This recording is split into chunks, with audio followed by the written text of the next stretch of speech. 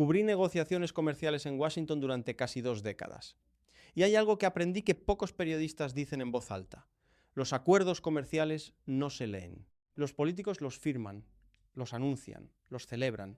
Pero leerlos de verdad, artículo por artículo, eso casi nadie lo hace. El 1 de julio, Trump descubrió lo que pasa cuando el otro sí los leyó. Hace 5 días, Jameson Greer, el representante comercial de la Casa Blanca, se presentó ante medios estadounidenses y confirmó lo que Trump venía amenazando desde la cumbre del G7 en Francia.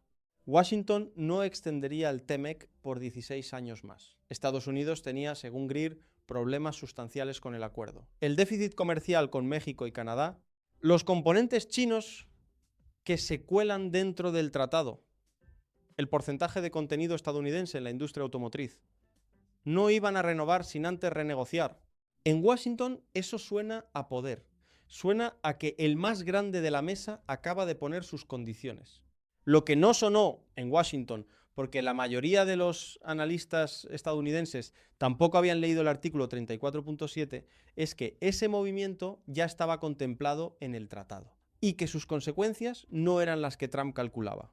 Sheinbaum lo explicó en vivo desde Palacio Nacional, antes incluso de que terminara la reunión virtual trilateral entre Marcelo Ebrard, Greer y el ministro canadiense Dominic LeBlanc.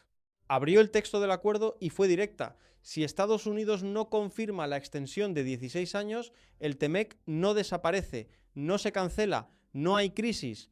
El tratado permanece vigente exactamente como está, hasta el año 2036. Con revisiones anuales entre las 3 partes. Y en cualquier momento dentro de ese periodo, en 6 meses, en 3 años, en 5, si hay voluntad de los 3 países, se puede prorrogar otros 16 años de todas formas. Trump pensaba que estaba rechazando algo. En realidad, estaba activando el mecanismo que el tratado ya tenía previsto para exactamente esta situación. Hay algo más que conviene entender sobre los límites reales de lo que Washington puede hacer aquí, porque el discurso de Trump sobre el TMEC tiene un techo que raramente se menciona en los medios estadounidenses. Si el presidente quisiera salirse completamente del acuerdo, no revisarlo, no renegociarlo, sino terminarlo, necesita 6 meses de aviso formal por escrito. Y después de ese aviso, necesita que el Congreso de Estados Unidos vote para terminar una ley que él mismo negoció en su primer mandato, una ley que las cadenas automotrices de Detroit construyeron alrededor, una ley que los agricultores de Iowa y Texas dependen para exportar. Los votos para terminar eso no existen en el Congreso. El sector empresarial estadounidense no los va a dar. Eso lo saben los negociadores de México. Y eso es lo que le da a Ebrard y a su equipo una posición que el titular de los medios no refleja bien. México puede esperar, no tiene prisa, el tratado está vigente, el comercio sigue fluyendo. Y cada semana que pasa sin acuerdo es una semana más de incertidumbre para las empresas estadounidenses que dependen de las cadenas de suministro mexicanas, no al revés. Lo que sí cambió el 1 de julio es el ritmo de la negociación. En lugar de una extensión limpia de 16 años, habrá revisiones anuales. Eso le da a Trump presión táctica real.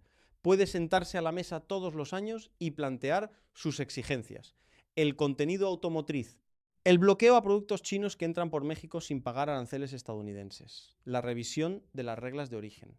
Son temas legítimos y hay margen para negociarlos. Pero tácticamente no es lo mismo que estratégicamente. Y estratégicamente el tablero no luce como Trump lo describía. Porque mientras Greer anunciaba el rechazo a la extensión, Sheinbaum estaba en llamadas con otros. La primera ministra de Japón, representantes de Corea del Sur, Suiza, España y la Unión Europea, con quien México ya tiene un acuerdo actualizado que amplía el acceso bilateral en sectores clave. El secretario de Economía Ebrard lo confirmó. Hay interés real de inversión extranjera que no viene de Washington y que no depende de lo que Trump decida sobre el TMEC. Aquí está el dato estructural que define todo esto a largo plazo y que casi nadie está poniendo en el centro. Más del 80% de las exportaciones mexicanas van a Estados Unidos. Eso es una dependencia real y el Banco de México ya la citó al recortar su pronóstico de crecimiento para este año. Esa dependencia es la palanca real de Trump, mucho más que cualquier artículo del tratado. Y reducirla no en meses, sino en años, es exactamente lo que el Plan México de Sheinbaum está intentando hacer.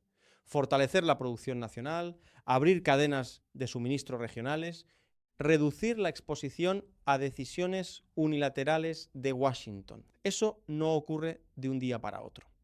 El presidente del Consejo Coordinador Empresarial fue honesto al reconocer que las revisiones anuales generan incertidumbre, especialmente para las pequeñas y medianas empresas que no tienen la capacidad de planificar a 10 años con un horizonte cambiante cada 12 meses. Esa incertidumbre es el costo real de lo que Trump activó el 1 de julio y no afecta igual a las grandes corporaciones que a los negocios que viven al día. La próxima ronda formal de negociaciones está prevista para la semana del 20 de julio. Ahí se verá qué tan dispuesto está Washington a negociar en serio y qué tan dispuesto está México a ceder en los temas que Greer lleva sobre la mesa. Lo que ya quedó claro esta semana es algo más simple. Trump creyó que tenía el arma. Resultó que el tratado que quería usar como palanca ya tenía escrito, en su propio artículo 34.7, exactamente cómo funciona cuando alguien dice que no. Y quien lo leyó primero llegó a la conferencia de prensa con el texto en la mano. En diplomacia comercial, eso no es un detalle menor. Es la diferencia entre llegar a negociar y llegar a imponer. México tiene 10 años de certeza jurídica garantizada por el mismo acuerdo que Trump intentaba rechazar. Lo que haga con ese tiempo es la pregunta que realmente importa. Eso lo seguimos desde aquí, con las fuentes abiertas y sin adornar nada. Aquí no hay partidos, solo hay hechos y las consecuencias que nadie quiere explicarte.